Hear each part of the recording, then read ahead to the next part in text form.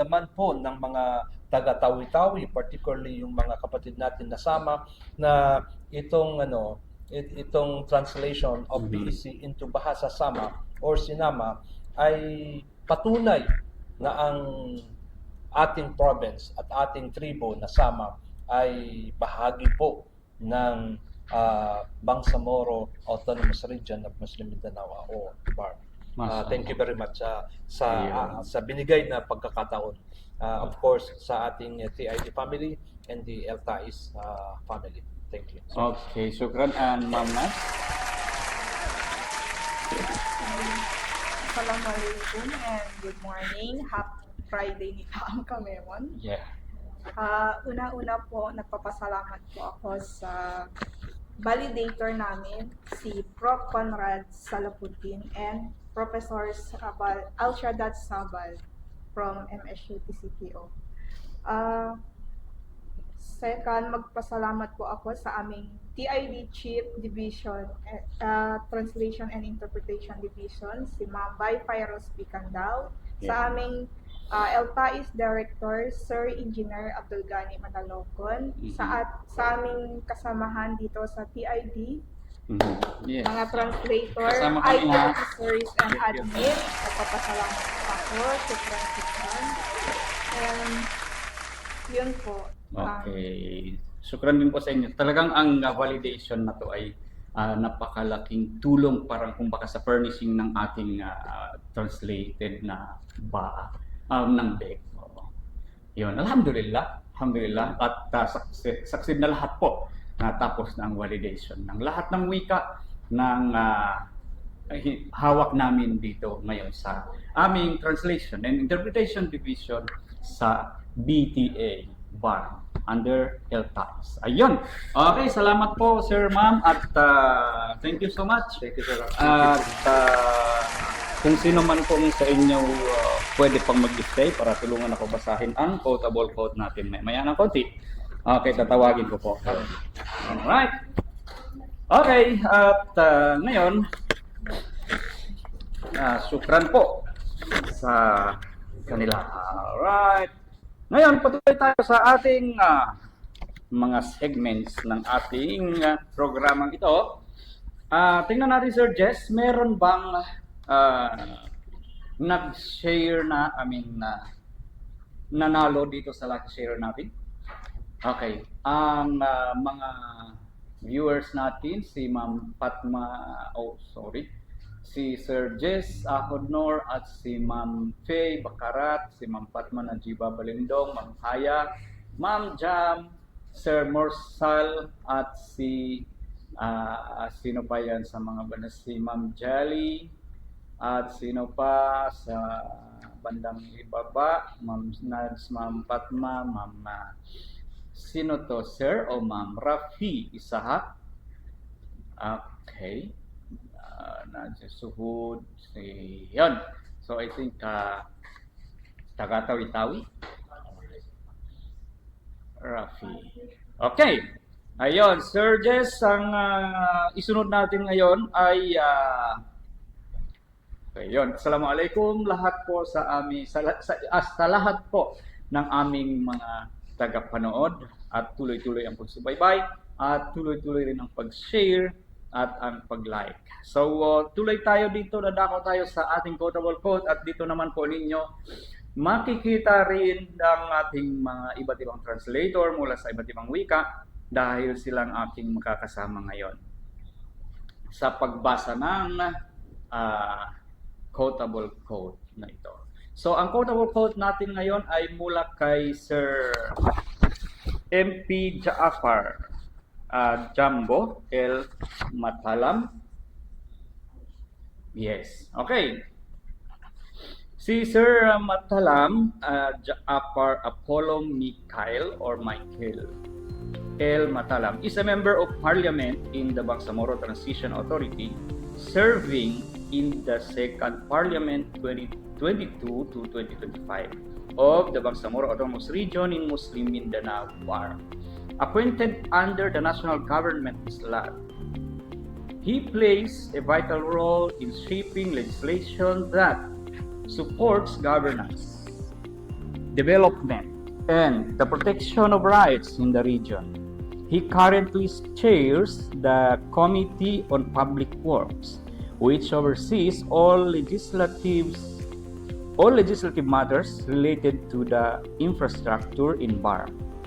As a legislator, he has authored and co-authored several important measures, including the Bangsamoro Electoral Code, the Bangsamoro Local Government Code, and bills creating the Bangsamoro Regional Institute for Higher Islamic Studies, the Energy Development Corporation of the Bangsamoro, and the Bangsamoro Development Corporation. He has also pushed for measures that strengthen health services, protect internally displaced persons, and enhance education through the Bangsamoro Science High School system. Through his legislative work and committee leadership, MP Matalam contributes to building a stronger and more autonomous Bangsamoro government that responds to the needs of its people. So yun po si Sir MP Jafar Matalam. At ang kanyang quote ay sabi, this is more than just an educational policy. This is more than just an educational policy. It is a recognition that faith-based learning and mainstream education can coexist and complement one another. It is an affirmation that our madaris are not relics of the past, but bridges to a more just, moral, and enlightened future for the Bangsamoro. So yun po ang sinabi ni Sir MP Matalam. Kung sa Pilipino, sabi, ito ay higit pa sa isang patakarang pang-edukasyon. Isa itong pagkilala na ang pagkatutong nakabatay sa pananampalataya at ang pangunahing sistema ng edukasyon ay maaring magsanib at magtulungan. Isa itong pagpapatunay na ang ating mga madaris ay hindi mga labi ng nakaraan, kundi mga tulay tungo sa isang mas makatarungan, moral at maliwanag na kinabukasan para sa Bangsamoro. Ayon. So sa bahasa Maguindanon, okay? Sa bahasa Maguindanon. In Maguindanon, basahin po ng ating bisita galing Singapore. Okay? Si Sir Norham, sir, please. Sa bahasa Maguindanao, di kanapal nan buhi niya ay sa pangitaban pantag sa kapangagi.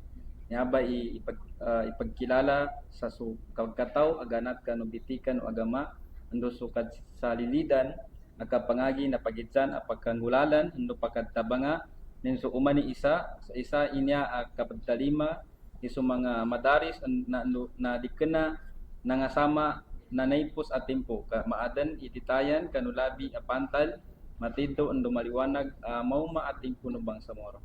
Iyon, sukran sir. Okay. At ang sumunod ay ang Maranao translation nito. Ang babasa po ay walang iba kundi ang ating isang Maranao translator na si Ma'am Faye Faisalia Bacara. Ma'am, please. Assalamualaikum, Portable Code Jafar Jambu El Matalan. Diay naknababu matagbitikan sa kapag-eskwela, diay nakakilala sukatuntod sa ilmo ang makambabukan ko Islam magsukalilid a kapag-eskwela nagkapakaya maado na magpada gumakapagugupasiran. Diay nakatantua sumadaris tano nakana ubala ka umiyay po sa masa kas kanya nalantay ko lubiya untol gumapia bubulos ubang Bangsamoro. Ayun, sukran Ma'am Faye. Ayun po ang Maranao translation nito. At ang sumunod ay ang sa usog, bahasa sug. Laong niya, labi pa ini dayong hat, aturan sin pagpangadji. Pagkila ini, paghambuok sin pangadji, agama, iban pagtawagon mainstream education. Pamariksa ini sin in mga madaris bukundahan na kauna. Sa gawa, taytayan sin matural, adil iwan labi masambo. Susungon sinbang sa moro.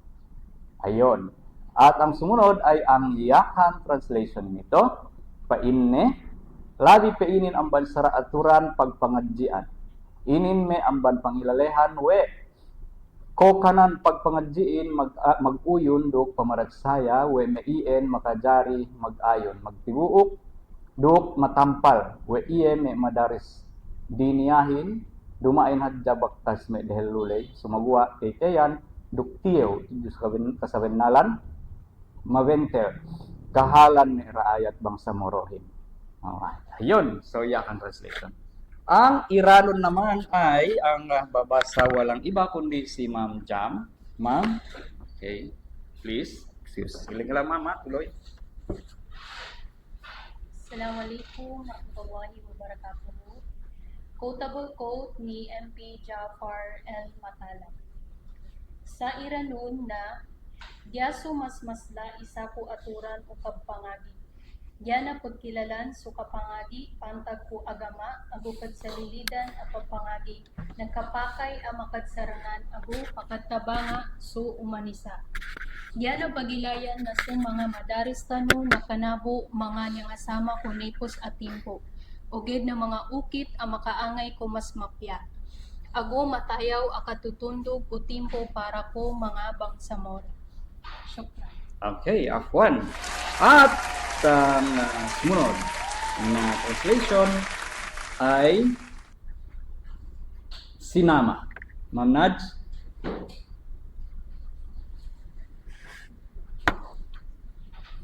Assalamualaikum. Quotable quotes ni MP Jaafar Jambo El Matalam sa bahasa Sinama.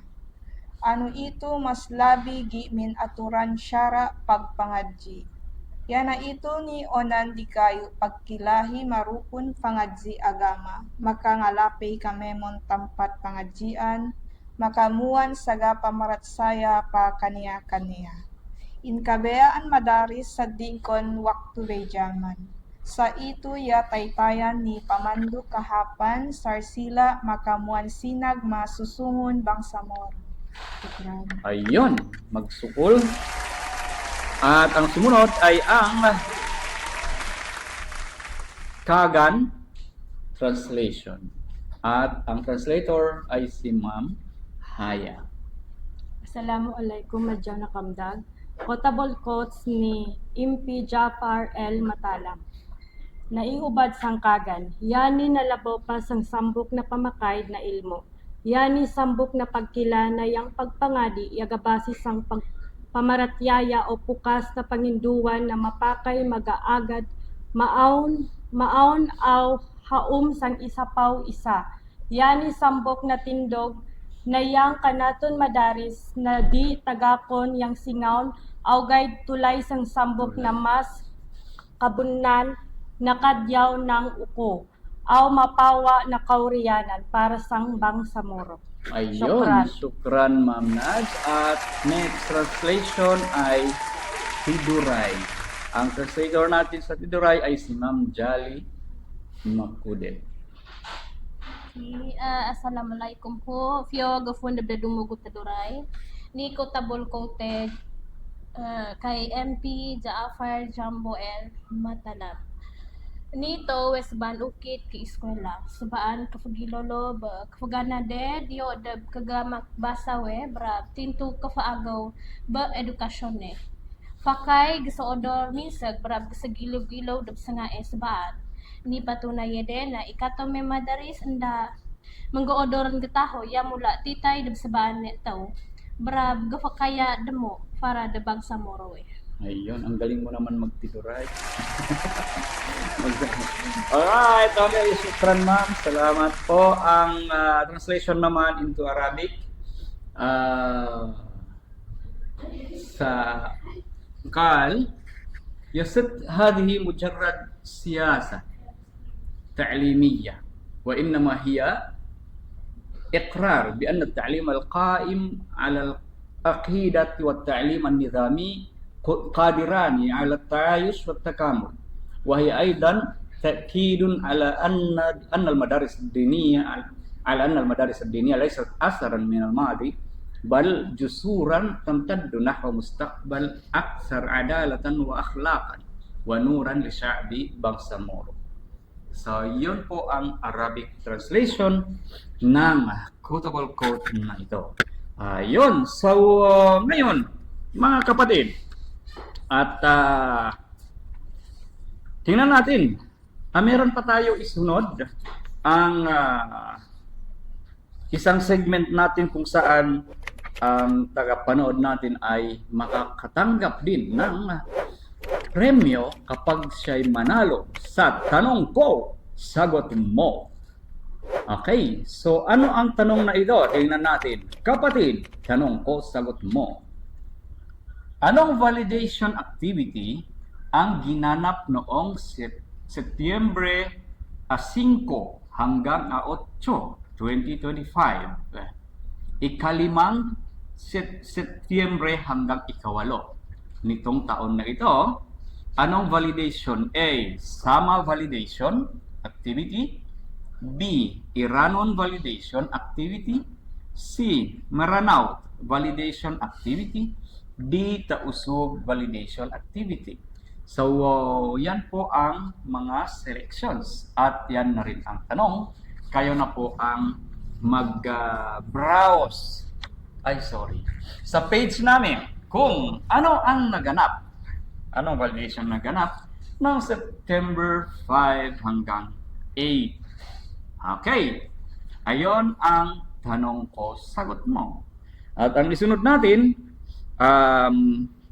baka may nakasagot na ng WOTD natin. Meron bang nagbigay ng sagot? Wala pa. Baka busy pa ang ating mga viewers na gustong sumagot. Okay? At kung wala pa, alright, ang lucky sharer natin, Sir Jess, meron, wala pa rin. Kung wala pa, diretso na rin tayo doon sa Wheel of Prizes para malaman na nila kung anong mapapanalunan at alam na ng magbibigay ng sagot kung ano ang mapakanya na prize sa episode na ito.